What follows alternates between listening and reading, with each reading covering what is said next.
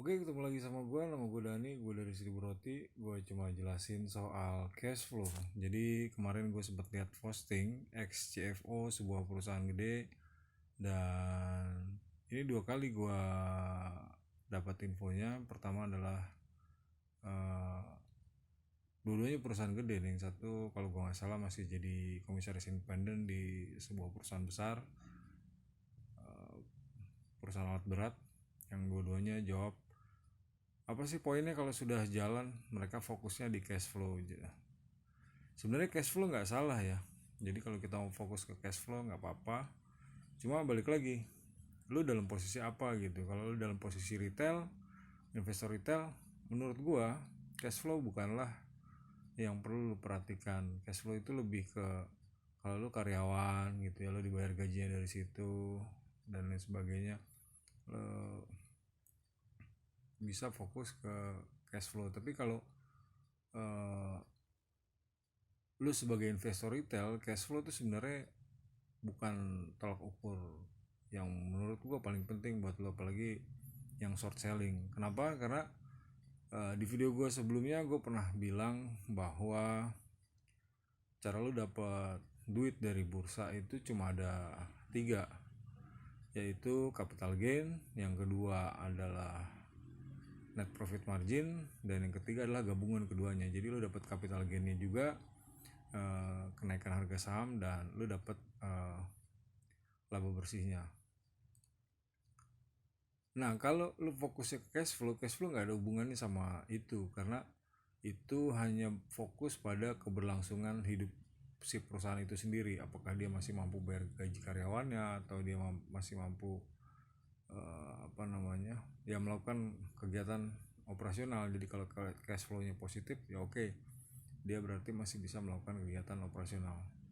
Cuma kalau lu posisinya ada di investor retail, lu nggak ada hubungannya sama sekali. Karena di video gue juga sebelumnya salah satunya ada yang namanya EPS ya, earning per share. Jadi uh, lu kan dapat dividen itu berdasarkan laba bersih, jadi bukan berdasarkan dari uh, laba dari aktivitas operasional atau cash flow based on uh, atau cash flow dari aktivitas operasi. Jadi cash flow itu kan ada tiga, cash flow dari aktivitas arus kas dari aktivitas operasi, investasi, dan pendanaan. Nah lu nggak dapat dividen dari pembagian cash flow yang cash flow aktivitas operasi yang bersifat positif itu. Lu hanya dapat duit dari yang namanya EPS, earning per share. Itu lu dapatnya dari laba bersih perseroan, dan itu pun setelah ditentukan berapa besar laba bersih yang akan dibagikan per lembar saham perusahaan. Jadi kalau perusahaannya rugi ya, meskipun cash flow-nya positif misalnya, menurut gua kalau lu fokus posisi investor retail ya nggak worth it gitu. Karena ya lu satu-satunya yang lu bisa harapin cuman capital gain, itu pun kalau goreng menggorengnya bagus gitu, artinya atau ada yang gambling nilai perusahaannya akan terus naik harga sahamnya. Karena earning per share-nya dari atau EPS-nya atau laba bersih atau dividennya lu nggak akan pernah kebagian gitu. Ini khusus buat dua perusahaan teknologi yang belum lama ini IPO.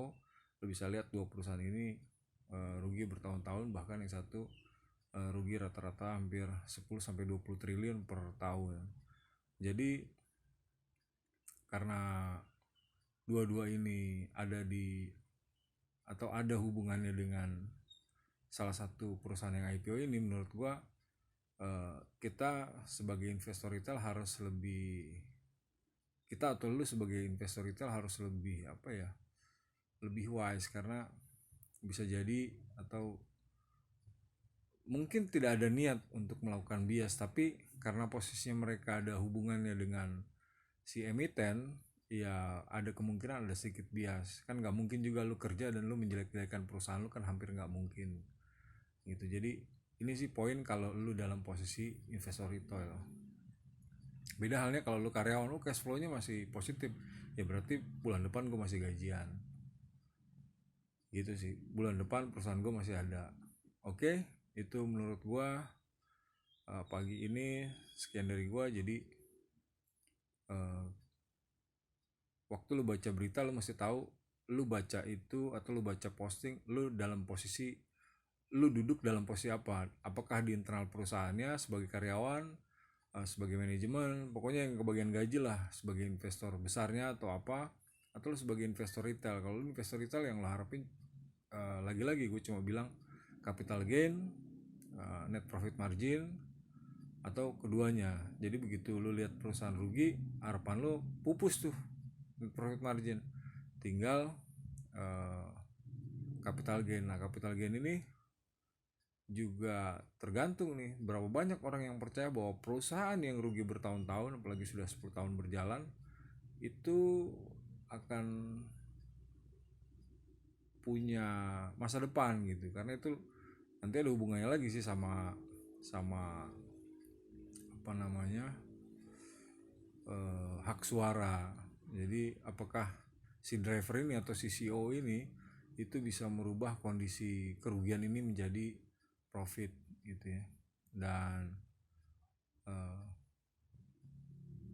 berita yang sebenarnya nggak mengejutkan sih. Gue lihat kemarin ada beberapa yang startup besar yang mulai layoff, yang ada sedikit prediksi gue bahwa kalau mereka akan melakukan restrukturisasi. Salah satunya juga ya kalau ngelihat dari laporan keuangan ya begitu besarnya anggaran buat gaji. Oke, balik lagi soal tadi. Jadi waktu lu dengar bahwa hal terpenting dalam laporan keuangan itu cash flow, menurut gua nggak juga. Karena lu harus paham bahwa lu duduk di mana. Kalau lu dalam posisi investor retail, nggak ada hubungannya cash flow, arus kas operasi itu menurut gua terhadap diri lu gitu. Itu hanya buat mengukur keberlangsungan perusahaan. Karena lu cuma dapat dari ya tadi capital gain, net profit dan net profit margin. Karena nanti jatuhnya kan earning per share, lu dapat dividen berapa duit setiap lembar saham yang lu beli itu. Meskipun cash flow mungkin bisa membantu lu buat mengukur apakah perusahaan ini kalau gue beli 1 atau 2 bulan ke depan, 6 bulan atau 1 tahun ke depan masih ada, dan apakah dia masih bisa bangkit dari keterpurukannya saat ini atau dari kerugiannya saat ini. Sekian dari gue, nama gue